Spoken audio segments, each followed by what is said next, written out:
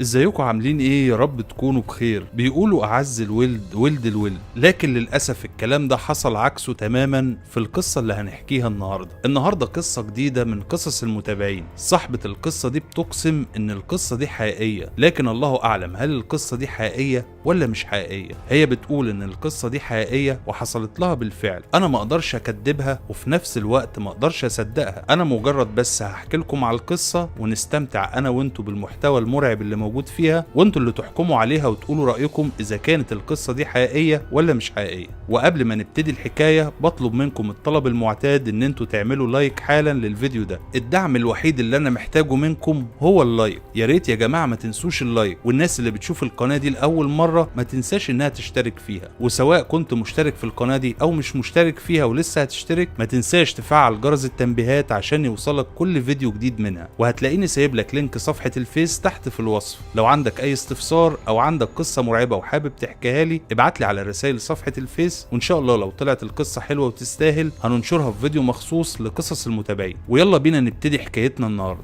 بتقول صاحبة القصة ابتدت لما كان عمري 10 سنين. وقتها والدي كان عازمنا على الاكل في مطعم انا ووالدتي، وكان معانا اخويا الصغير الرضيع. واحنا خارجين من المطعم حصلت لنا حادثة، وانا واخويا الرضيع اللي كنت شايلاه يوميها ربنا نجانا من الحادثة. لكن والدي ووالدتي الله يرحمهم ربنا ما كتب لهمش النجاة وتوفوا. وبعد الحادثة دي كانت حالتي النفسية تحت الصفر. اتحرمت من ابويا وامي وانا طفلة صغيرة عندي 10 سنين، وما تبقاليش غير اخويا الصغير، ومش عارفة وقتها اعمل ايه ولا اتصرف ازاي. فخدني عمي انا واخويا عنده في البيت. وانا فاكر ابويا الله يرحمه كان دايما بيوصي عمي علينا، وكان على طول بيقول له لو جرالي حاجة مراتي وولادي امانة في رقبتك، خلي بالك منهم. كأنه سبحان الله كان حاسس ان اليوم ده قرب. المهم عمي الله يجازيه خير كان مجهز لنا انا واخويا الصغير غرفة عنده في البيت، وكان عمي مهتم بينا جدا. واول يوم ليا في بيت عمي انا مش هنساه. كان اخويا الصغير معايا عمال يبكي وانا واقفة جنبه مش عارفة اتصرف ازاي. كنت طفل 10 سنين ما عنديش اي خبرة في الحياة. اما مرات عمي للاسف ما كانتش طايقاني انا واخويا الصغير. من اول دقيقة دخلنا البيت عندها كانت بتبصلنا انا واخويا بنظرات كلها استحقار.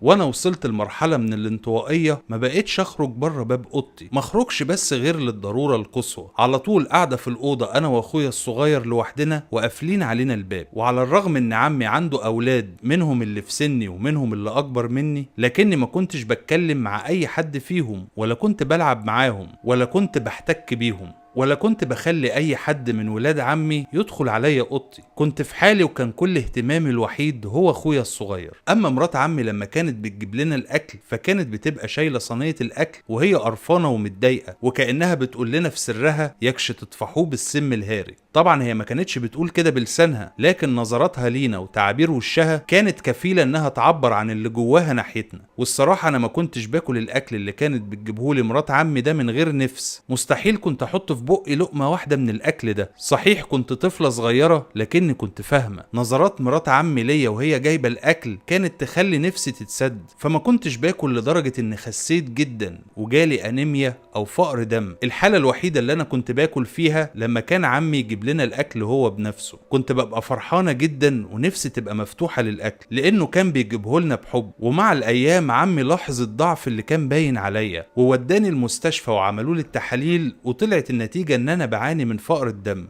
ولما رجعنا من المستشفى عمي اتخانق مع مراته انها ما كانتش مهتمة بيا انا واخويا. والصراحة انا ببقى مبسوطة جدا لما بشوف عمي وهو بيتخانق معاها او بيخاصمها بسبب تقصيرها معايا انا واخويا، لدرجة ان عمي في مرة من المرات مد ايده عليها، وانا بدل ما احزن وخاف انبسطت جدا. بحس ان عمي بيشفي غليلي منها. ومرت الايام والسنين لحد ما بقى عندي 15 سنة، يعني عدى عليا 5 سنين انا واخويا الصغير في بيت عمي. ووقتها انا بلغت، ولما بلغت ابتدت أسود أيام حياتي، لما كل يوم كنت بشوف في منامي كوابيس. الصراحة هو كان كابوس واحد، لكنه كان بيتكرر معايا كل يوم. كل يوم كنت أشوف نفس الكابوس ده، وكنت بشوف في الكابوس ده امرأة عجوز كان شكلها قبيح جدا ومخيف، وكانت دايما تبقى ماسكة في ايديها شمعة مولعة، وتفضل الست العجوز دي تقرب مني، وتفضل تقرب وتقرب لحد ما تحرقني بالشمعة اللي معاها. أنا كنت بشوف الكابوس ده كان مجسم جدا، كأني كنت بشوفه في الحقيقة، والست العجوزة اللي كانت فيه ما كانش باين منها غير وشها المخيف اللي كان بيبقى واضح جدا على ضوء الشمعة اللي معاها. اما بقيت جسمها فكان ضخم جدا واسود، ما كانش باين من معالمها غير وشها المخيف، وكانت دايما تحرقني بالشمعة في ايدي الشمال. مش عارفة ايه السبب انها تحرقني في ايدي الشمال، وكنت اقوم من النوم مفزوعة واحس بايدي الشمال وهي بتحرقني جامد، كأن اللي حصل ده حصل في الحقيقة مش في الحلم. كل يوم كنت اشوف الكابوس ده، ومهما كنت احكي لعمي او مرات عمي ما كانش فيهم حد بيصدقني. وكانت مرات عمي بتبصلي بنظرات كلها استحقار وسخرية، وتبص لعمي وهي بتضحك عليا وكأنها عايزة تقوله الحق بنت اخوك شكلها اتجنن. وكل ما كنت اقوم من النوم مفزوعة واصرخ كان عمي ومراته يجولي الأوضة، وكنت اشوف مرات عمي وهي مبسوطة وتبص لعمي كده من تحت لتحت وهي كاتمة ضحكتها. كنت بحس كأنها بتقول لعمي شوف البنت المجنونة اللي انت جايبها عندنا البيت دي بتعمل ايه. وفضل الكابوس ده يتكرر معايا لمدة سنة، ومرات عمي ما بقاش الموضوع ده مضحك ليها زي الأول، ده بقى مزعج جدا، ودايما تشتكي لعمي انه يوديني مستشفى الأمراض العقلية، لأنها خلاص ما عادتش تستحمل صريخي كل يوم الفجر، وإنها مش عارفة تنام ولا الأولاد عارفين يذاكروا، وإن الأولاد كمان ممكن يتأثروا بيا ويتجننوا هم كمان. لكن عمي ما كانش بيرضى ينفذ كلامها ويوديني مستشفى الأمراض العقلية، أو حتى كان يرضى يوديني عيادة يكشف عليا. لكن بعد ما عدى عليا سنة وأنا بشوف الكابوس ده كل يوم، ومع بداية السنة التانية الوضع اتطور للأسوأ، وبقيت أشوف الكابوس ده وأنا صاحية في الحقيقة. قمت من النوم مفزوعة وشفت الست العجوزة دي واقفة في زاوية من زوايا الأوضة، شفتها وهي ماسكة الشمعة بإيديها وبتقرب عليا عشان تحرقني. فضلت أصرخ جامد جدا وصرخ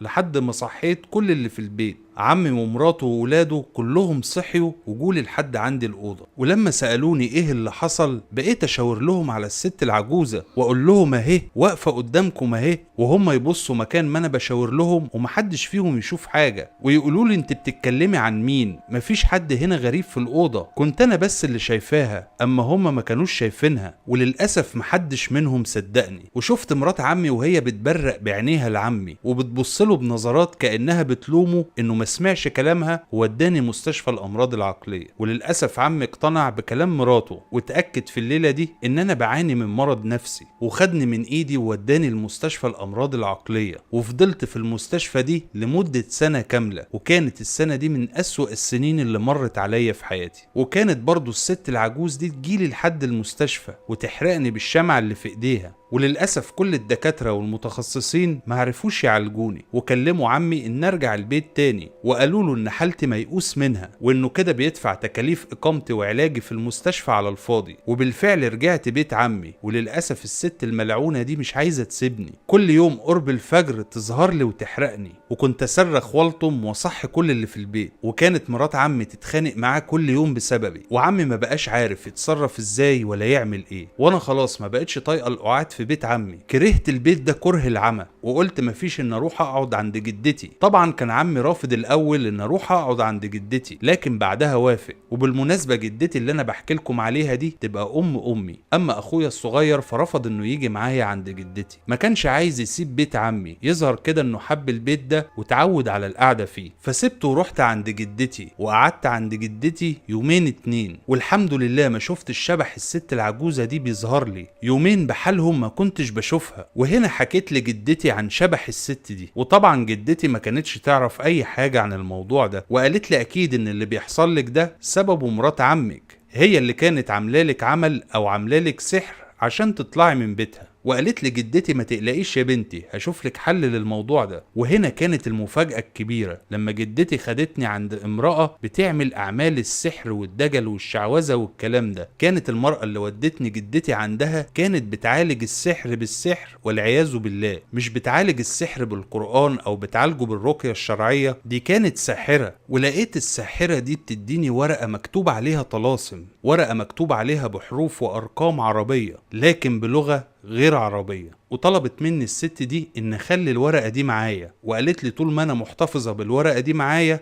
مش هشوف الشبح او الجنية اللي بتظهر لي دي نهائيا. وفعلا سمعت كلامها وفضلت محتفظة بالورقة دي، والجنية اللي كانت بتظهر لي دي اختفت تماما من حياتي. صحيح كنت مبسوطة وفرحانة جدا ان الجنية دي اختفت، لكني قعدت افكر مع نفسي في كل اللي كان بيحصل لي ده. ابتدت الحقيقة تظهر لي، وقلت في بالي ايه اللي يخلي جدتي تعرف واحدة مشعوذة زي دي. وحتى جدتي لما حكيت لها حكايتي ما كانتش متفاجئة من قصتي، وكأنها كانت عارفة اللي بيجرالي من البداية. صحيح مرات عمي ما كانتش بتطقني، لكنها ما كانتش تعرف مشعوذين زي جدتي. اكيد مرات عمي مش هي اللي كانت عاملالي سحر عشان اطلع من بيتها، اكيد جدتي اللي كانت عاملالي السحر ده عشان اسكن عندها. وهنا فهمت ليه عمي من البداية ما كانش بيخليني اروح عندها. لما جدتي خدتني عند الساحرة دي الصراحة انا خفت جدا، وقلت اكيد اللي يخلي جدتي تروح عند صحراء وتعمل كده ممكن يخليها تعمل اكتر من كده. فضلت افكر كده مع نفسي، لكني ما كنتش مستعد ارجع بيت عمي تاني. لا كنت مستحملة اشوف مرات عمي وهي بتبصلي بنظرات الاستحقار بتاعتها، ولا كنت مستحملة ان اشوف الجنية اللي كانت بتظهر لي دي تاني. وفضلت عايشة مع جدتي لحد ما بقى عندي 20 سنة. وقتها حسيت ان عايز ارجع بيت عمي تاني، والصراحة عمي هو اللي طلب مني ان ارجع البيت، خصوصا لما عرف ان انا بقيت كويسة وخفيت وحالتي بقت طبيعية وما بقيتش اشوف الجنية اللي كانت بتظهر لي دي. فعمي قال لي ايه رأيك ترجعي البيت تاني؟ فوافقت ان ارجع البيت. ولما قلت لجدتي ان انا عايزة ارجع لبيت عمي لقيتها اتعصبت جدا، وفضلت تتكلم بكلام غريب انا مش فاهماه. انا عارفة انها متعلقة بيا لاني بفكرها بامي الله يرحمها، زي ما قلت لكم جدتي دي تبقى امي، لكن انا برضه اخويا الصغير وحشني ونفسي اشوفه. فلقيت جدتي في الاخر بتقول لي لو عايزة ترجعي بيت عمك ارجعي، انت بقيتي كبيرة دلوقتي مش صغيرة، لكن لو حصل لك اي حاجة هناك انا مش هتدخل. وقالت لي كده بنبرة كلها تهديد، قالت لي بالحرف كده لو حصل لك حاجة اتحملي اللي هيجرالك.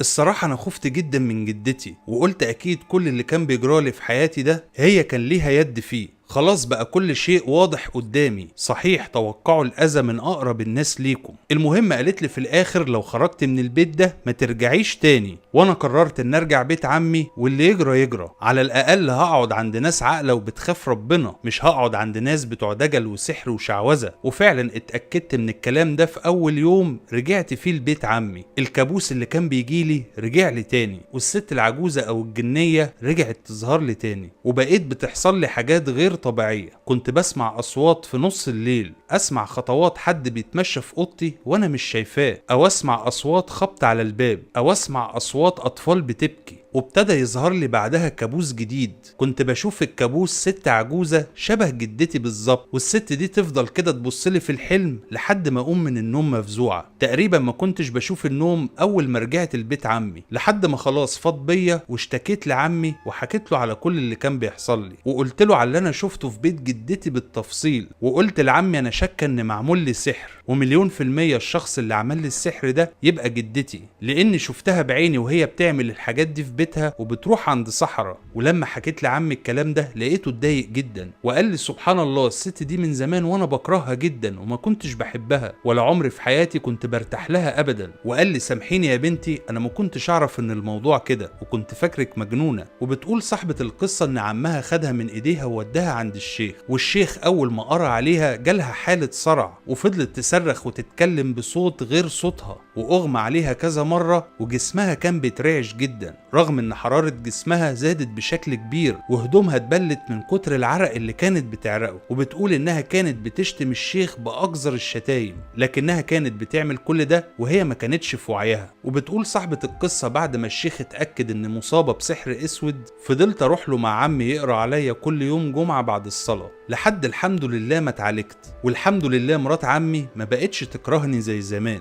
وبقت بتعاملني باحترام كأني بنتها. اما جدتي اللي مش عارفة ادعي عليها ربنا بايه، فبطلت ان اروح لها نهائيا ولا حتى اكلمها في التليفون، ومعرفش حتى اذا كانت عايشة ولا ميتة. المهم ان انا عايشة في بيت عمي انا واخويا ومبسوطين، وكأن والدي ووالدتي ما ماتوش. وبس دي كانت قصتي، وقلت احكيها للناس عشان تاخد بالها ان ممكن يجيلهم الاذى من اقرب الناس ليهم. بس دي كانت نهاية القصة اللي اتبعتت لي على رسائل الفيس. يا رب تكون القصة عجبتكم، وقبل ما اختم الحلقة معاكم بفكركم ان انتوا تعملوا لايك للفيديو، واشوفكم ان شاء الله على خير في الفيديوهات الجاية، واقول لكم مع السلامة.